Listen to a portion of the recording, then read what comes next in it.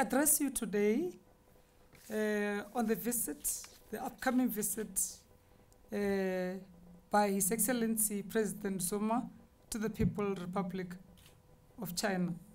His Excellency President Zuma accepted an invitation by President Xi Jinping to pay a state visit to the People's Republic of China from the 4th to the 5th of December.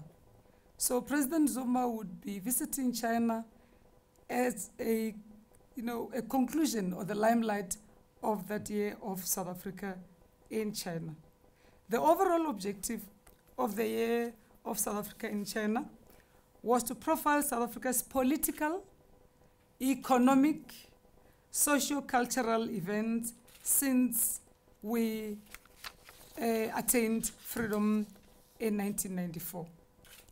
The year also sought to explore more economic opportunities and also showcase South Africa's innovations and best practices in various sectors such as science and technology, mining, arts and culture, tourism, and people-to-people interaction.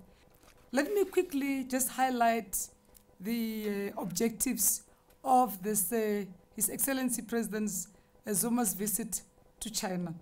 Firstly is to adopt the China-South Africa 5 to 10 year framework on cooperation that will further entrench the implementation of agreements entered into since the conclusion of the historic Beijing Declaration in 2010 and expand on comprehensive strategic partnership.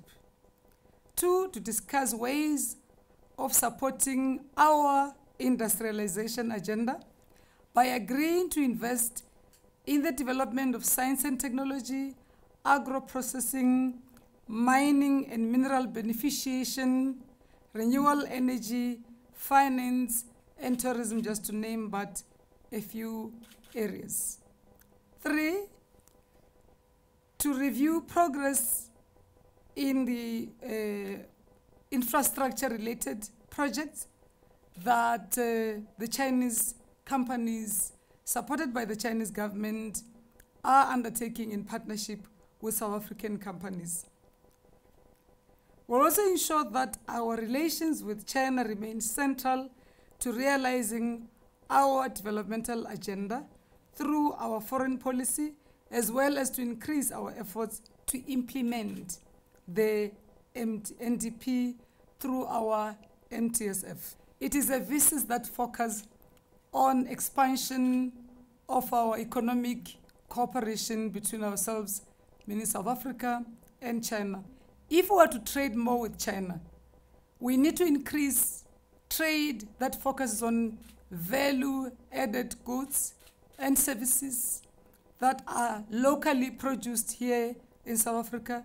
We are also working with China to look at skills development.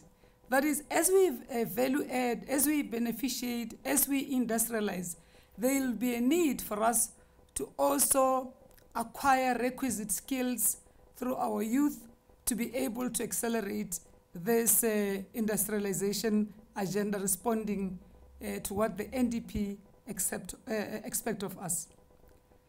To continue to partner with China in addressing Africa's development would also be one of the key issues that will be discussed.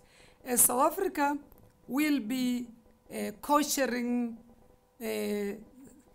Forum for Africa and China cooperation, and that South Africa will be co-hosting the summit of China-Africa partnership.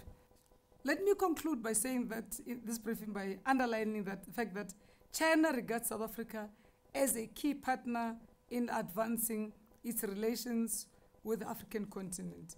Both countries and leadership appreciate the importance of strengthening cooperation on the basis of mutual respect to each other and trust. I thank you.